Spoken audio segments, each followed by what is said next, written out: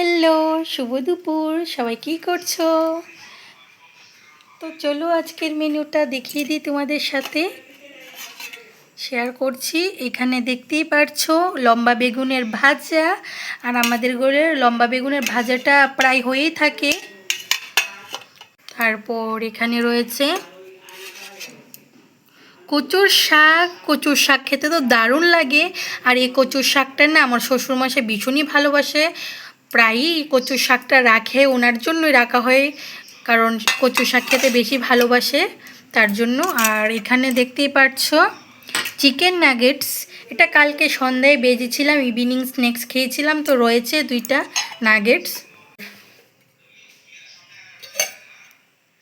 এখানে রয়েছে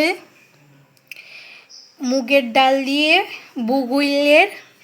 বুগুল দিয়ে মুগের ডাল করা হয়েছিল। আমরা তো এটাকে বুগুই বলি বা চুবুইও বলি, তোমরা কি বলো এটাকে কমেন্টস করে জানি। আর সবার লাস্টে এখানে রয়েছে ডাঁটা দিয়ে রুই মাছের ঝোল।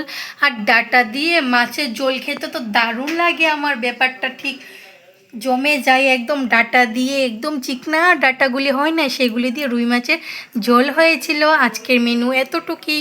তোমরা কি দিয়ে খেলে কমেন্টস করে জানিও। টাটা।